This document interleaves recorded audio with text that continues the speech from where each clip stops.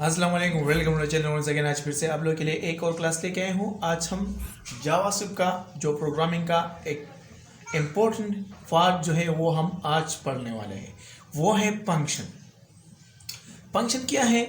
ये एक आप यूँ समझ लें कि ये एक ब्लॉक ऑफ कोड होता है जो एक टास्क को वो परफॉर्म करता है। और हम इसको यूज़ क्यों करते हैं? ताकि हम अपने प्रोग्राम में जो रीयूजिबिलिटी जो है वो हम अवॉइड करें।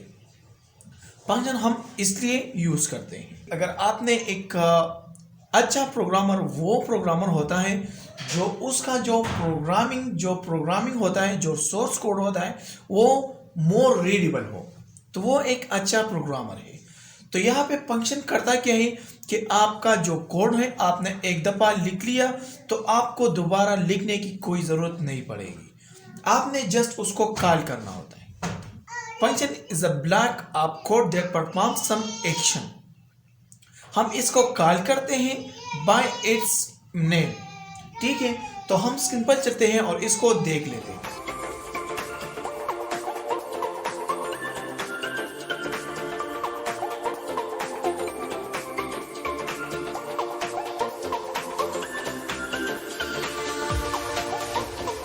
पहले आप इसका साइंटिक्स जो है ये जान लें कि इसका साइंटिक्स जो है वो किस तरह है। आपने यहाँ पे एक कीवर्ड यूज करना है फंक्शन नाम का। जिस तरह आपका डेटा टाइप होता है लिट या वार या कांस्ट जो आपका डेटा टाइप होता है, उसी तरह यहाँ पे फंक्शन जो है ये एक कीवर्ड है। इसके सामने आपने यहाँ पे नेम लिखना है। नेम आप कुछ भी रख सकते हैं, ये डिपेंड करता है जो आपका इस फंक्शन का जो कोड है, जो सोर्स कोड है, इसका जो काम है, ये नेम उस पर डिपेंड करता है। तो यहाँ पे मैं नाम दे रहा हूं मैसेज, और इसके बाद यहाँ पे आपने पैरेंथेसिस लगाना है दो, स्टार्ट और एंड। ये यहाँ पे आइडेंटिफाई करता है कि ये एक फंक्शन है। जिस तरह अगर आप यहाँ पे देखिए, ये जो यहाँ से अगर मैं इसको हटाऊं यहाँ से, तो ये जो लॉग है ये एक फंक्शन है। इसका शनाख्त हम इस पैरेंथेसिस से करते हैं। इसके अलावा अगर आपने टाइपकास्टिंग का जो लेक्चर था, जो ट्यूटोरियल था, अगर आपने वो देखा हो, तो वहां पे हमने कुछ बिल्ट इन फंक्शन जो जावास्क्रिप्ट के थे हमने उसको यूज किए थे।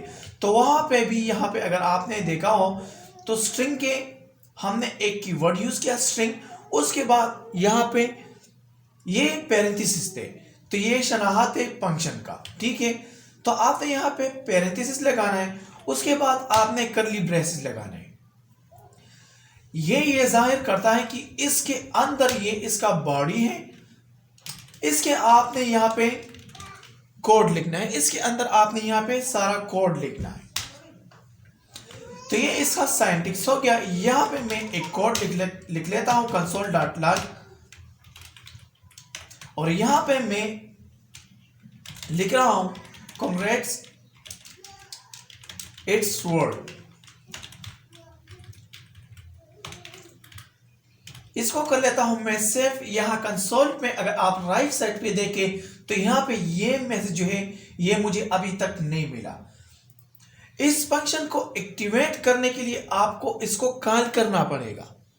कॉल करने के लिए आपने इसका जो नेम है फंक्शन का उसको आपने यूज करना है। आपने सिंपली यहाँ पे लिखना है मैसेज, और यहाँ पे आपने पैरेंथेसिस लगाना है, और लास्ट में आपने टर्मिनेटर लगाना है। तो यहाँ पे कंट्रोलर जो है, कंपाइलर जो है, यहाँ पे जब आएगा तो इस फंक्शन को ये कॉल करेगा। जब ये कॉल होगा तो ये यहाँ पे आ जाएगा, तो ये यहाँ पे आ जाएगा। उसके बाद यहाँ पे इसके बॉडी के अंदर जो स्टेटमेंट होगा वो एग्जीक्यूट होगा। इसको मैं कर लेता हूं सेव। तो यहाँ पे देखे, यहाँ पे मुझे ये मैसेज मिला, यहाँ पे ये मैसेज मुझे मिला। मैंने इसको सिंपली यहाँ पे डिक्लेयर किया है फंक्शन। मैंने यहाँ पे एक फंक्शन कीवर्ड यूज किया, उसके बाद मैंने फंक्शन का एक नाम रखा, उसके बाद उसके बॉडी के अंदर मैंने यहाँ पे एक स्टेटमेंट लिखा। उसके बाद इस फंक्शन को एक्टिवेट करने के लिए मैंने इसको कॉल किया बाय इट्स नेम। तो ये हो गया फंक्शन का काम और इसका साइंटिक्स, और इसको आपने किस तरह कॉल करना है। ये यहां पे आप याद रखिए कि फंक्शन दो तरह के होते हैं। एक यूजर डिफाइंड फंक्शन होता है और एक बिल्ट इन फंक्शन होता है। यूजर डिफाइंड फंक्शन वो फंक्शन होता है जो एक यूजर, एक प्रोग्रामर खुद बना लेता है, खुद वो फंक्शन लिख लेता है, खुद उसका जो काम होता है वो खुद यहाँ पे लिख लेता है। यहाँ पे ये जो फंक्शन मैंने बनाया ये यूजर डिफाइंड फंक्शन, मैं एक यूजर हूँ, एक प्रोग्रामर हूँ, जो मैंने यहाँ पे ये एक फंक्शन बनाया और यहाँ पे मैंने कुछ स्टेटमेंट, कुछ कोड जो है मैंने यहाँ पे लिखा और वो जो इसका जो काम था वो इसने परफॉर्म कर दिया मेरे लिए। तो ये हो गया आपका यूजर डिफाइंड फंक्शन। ये जो मैंने यहाँ पे बनाया ये यूजर डिफाइंड फंक्शन है। एक होता है बिल्ट इन फंक्शन जो जावास्क्रिप्ट का अंदर खुद एक बिल्ट फंक्शन होता है। जिस तरह यहाँ पे अगर आप यहाँ पे देखें ये लॉग, ये खुद एक बिल्ट इन फंक्शन है। यहाँ पे अगर आप इफ देखें तो ये खुद एक बिल्ट इन फंक्शन है। इसी तरह जावास्क्रिप्ट के अंदर बहुत सारे बिल्ट इन फंक्शन हैं जो उसका खुद एक अपना एक मीनिंग है, उसका अपना एक काम है, वो खुद वो परफॉर्म कर लेता है। ठीक है, यहाँ पे अगर मैं यहाँ पे आपको एक लिस्ट दिखाऊं उसका जो JS built in function list,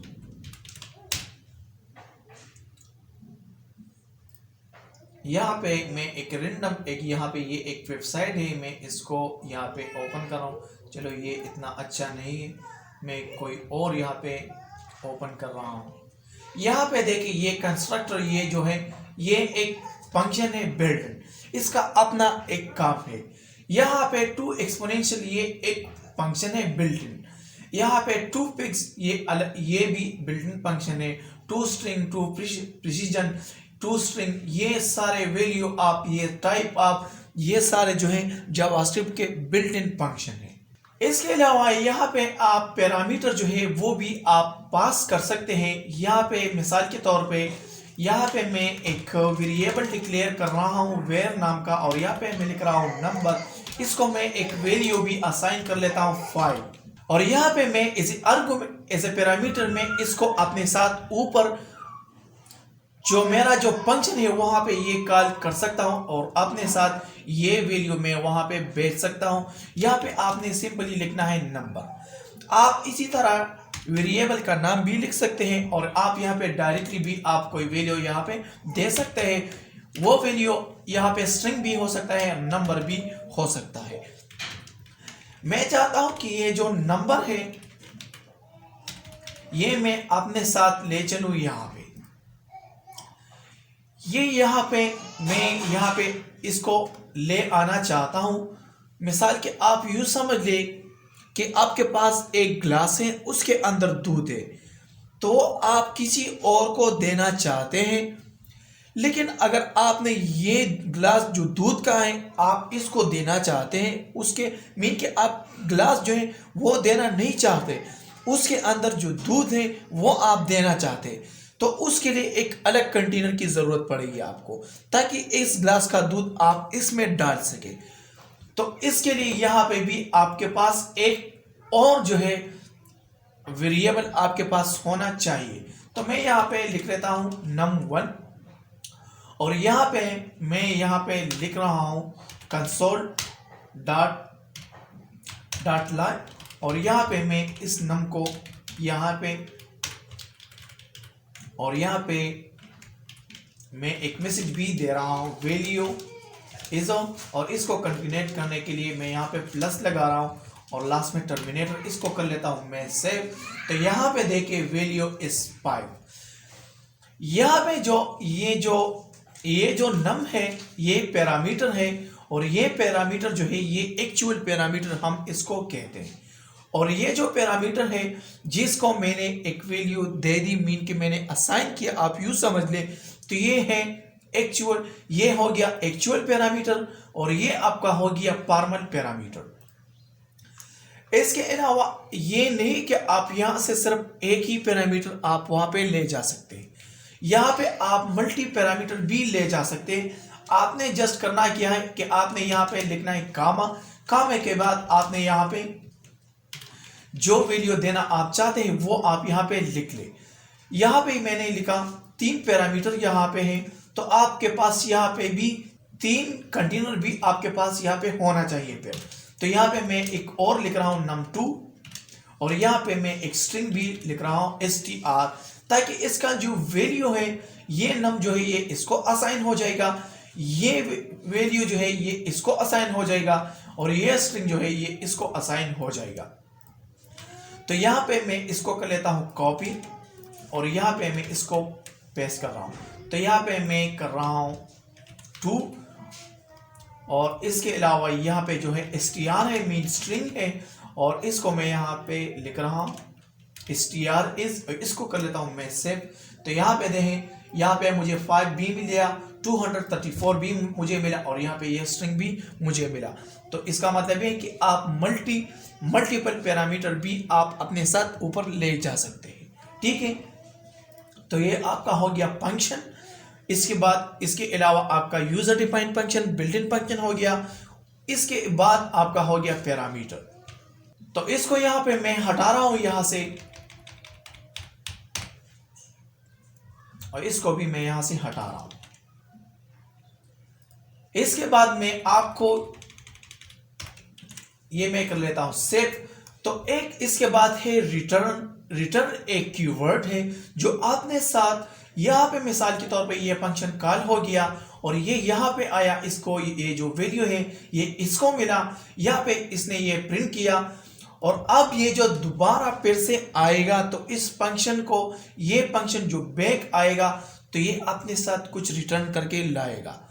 मिसाल के तौर पे मैं यहाँ पे चाहता हूँ कि यहाँ पे मैं लिख रहा हूँ, मैं यहाँ पे रिजल्ट लिख रहा हूँ, रिजल्ट।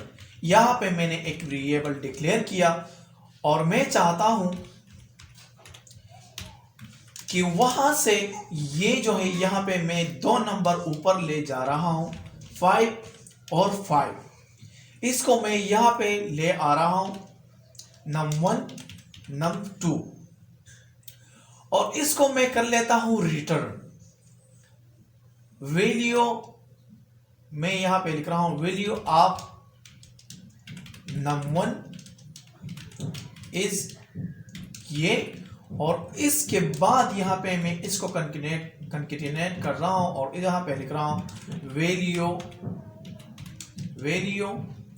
ऑफ num2 इज, इसको यहां पे मैं फिर से कंकेटिनेट कर रहा हूं प्लस, और यहां पे मैं लिख रहा हूं num2।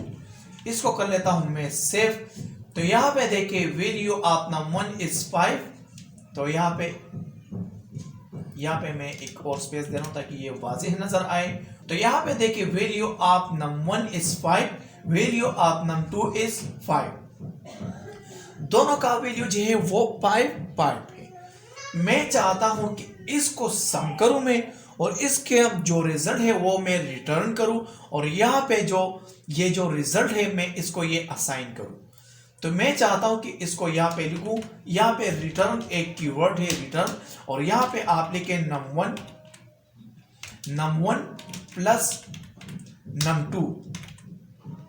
इसको आप जो है इसको आप ऐड करें, इसका जो रिजल्ट है, इसका जो आउटपुट है वो आप रिटर्न करें कहाँ, यहाँ पे इस रिजल्ट को आप असाइन करें। ये मैसेज जो है ये कॉल हो गया, इसके पास 2 पैरामीटर है, ये इसके हवाले कर दिया इसने। इसके बाद ये मैसेज ये वगैरह सब कुछ प्रिंट हो गया। उसके बाद ये जो यहाँ पे ये दोनों वेरिएबल जो है ये ऐड हो चुके।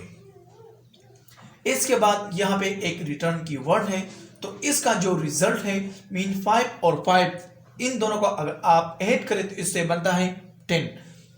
इसको आप वापस ले चले अपने साथ, तो ये फंक्शन जब भी कॉल होता है तो ये वापस भी आता है। तो ये अब जो वापस आता है तो ये अपने साथ कुछ ले आएगा। वो क्या है, वो आपका जो इसका जो रिजल्ट है, जो आउटपुट है इसका, वो लेके आएगा, और वो जो लेके आएगा तो वो असाइन हो जाएगा इस रिजल्ट वेरिएबल के अंदर। तो इसको मैं यहाँ पे प्रिंट भी कर रहा हूं ताकि आपको पता चले console.log, और यहाँ पे मैं लिख रहा हूं आउटपुट इज इक्वल, और यहाँ पे मैं लिख रहा हूं प्लस, और इसके सामने मैं लिख रहा हूं रिजल्ट। इसको कर लेता हूं मैं सेव। तो यहां पे देखें, यहां पे मुझे आउटपुट क्या मिला, 10। तो ये आपका हो गया रिटर्न वैल्यू। ठीक है, रिटर्न वैल्यू करता क्या है कि ये अपने साथ कुछ वापस लेके आता है, कुछ रिटर्न करके हमें दे देता है। ठीक है, इसके अलावा अगर आप देखें, यहाँ पे हमने कुछ वेरिएबल जो है हमने यूज किए हैं। कुछ वेरिएबल ये हैं और एक वेरिएबल ये है। यहाँ पे अब हमने देखना है कुछ वेरिएबल, स्कोप ऑफ वेरिएबल हमने ये देखना है। एक वेरिएबल वो होता है, उसको हम कहते हैं लोकल वेरिएबल इन फंक्शन, और एक होता है ग्लोबल वेरिएबल इन फंक्शन। मिसाल के तौर पे यहां से मैं ये सब हटा रहा हूं, यहां से मीन की ये मैं हटा रहा हूं यहां से, और यहां से मैं ये वैल्यू भी हटा रहा हूं, और यहां से ये वैल्यू भी मैं हटा रहा हूं, और यहां से ये रिटर्न, ये सारी चीजें, ये चीजें भी मैं यहां से हटा रहा हूं,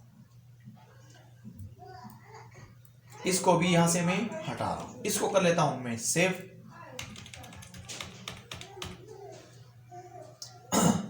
पहले मैं आपको समझा रहा हूं कि लोकल वेरिएबल क्या है।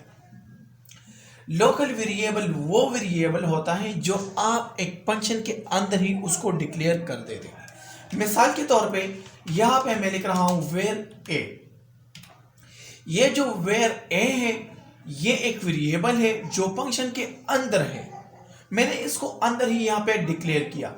तो अगर मैं इसको यूज करना चाहूं तो मैं इसको सिर्फ इस फंक्शन के अंदर ही मैं इसको यूज कर सकता हूं। यहां पे मुझे मिला अनडिफाइंड इसलिए क्योंकि इसको मैंने कुछ वैल्यू, कोई वैल्यू मैंने इसको असाइन नहीं किया, तो इसलिए मुझे बता रहा है कि ये अनडिफाइंड है। अब मैंने इसको 3 वैल्यू जो है मैंने इसको असाइन किया, तो ये यहां पे मुझे बता रहा है कि 3। अगर इस वेरिएबल को मैं यहां पे एक्सेस करना चाहूं, console.log, और यहां पे मैं ये a लिखूं और इसको करूं सेव, तो यहां पे देखें a इज नॉट डिफाइंड, ये मुझे एरर दे रहा। ये जो लोकल वेरिएबल है, इसका जो स्कोप है, ये इस फंक्शन के अंदर, इस फंक्शन का जो बॉडी है, इस फंक्शन के बॉडी के अंदर ही इसका स्कोप है। आप इसको यहां तक ही यूज कर सकते हैं। ठीक है, तो ये आपका हो गया लोकल वेरिएबल, सॉरी। तो ये आपका हो गया लोकल वेरिएबल। यहां से मैं इसको हटा रहा हूं। और एक वेरिएबल आपका होता है ग्लोबल, जो आप फंक्शन के बाहर आप उसको डिक्लेयर करते हैं, और आप उस वेरिएबल को किसी भी फंक्शन के अंदर आप उसको यूज कर सकते हैं। मिसाल के तौर पे यहां पे मैं लिख रहा हूं वेर ए बी। इसको मैं करूं सेव, और इस फंक्शन के अंदर अगर मैं इसको यहां पे मैं एक और वेरिएबल यहां पे लिख रहा हूं रिजल्ट, यहां पे मैं लिख रहा हूं रिजल्ट, और इसको मैं असाइन कर रहा हूं a+b, और इसको मैं एक वैल्यू भी असाइन कर रहा हूं यहां पे कि a is equal to 4, b is equal to 6। इसको मैं करूं सेव, और इसका जो रिजल्ट है, और मैं यहां पे उसको यहां पे प्रिंट करूं console.log, और यहां पे मैं एक मैसेज भी दे दूं, और यहां पे मैं लिखूं result of a and b is equal, और यहां पे मैं लिखूं प्लस रिजल्ट, और इसको मैं करूं सेव। तो यहां पे देखिए, यहां पे इसने मुझे दे दिया 10। यहां पे ये है ग्लोबल वेरिएबल। ग्लोबल वेरिएबल वो वेरिएबल होता है जो आप फंक्शन के बाहर उसी को कहीं पर भी आप इसको डिक्लेयर करते हैं, और आप उसी वेरिएबल को किसी भी फंक्शन के अंदर आप उसको यूज कर सकते हैं। उसका स्कोप जो है वो कहीं पर भी आप उसको यूज कर सकते हैं, तो उसे हम कहते हैं ग्लोबल वेरिएबल। और इसका ये जो है ये छोटा सा एग्जांपल है। ठीक है, तो मुझे उम्मीद है ये आपको पसंद आया होगा और आपको समझ भी आया होगा। तो मिलते हैं अगले नेक्स्ट क्लास में। Thank you so much for watching.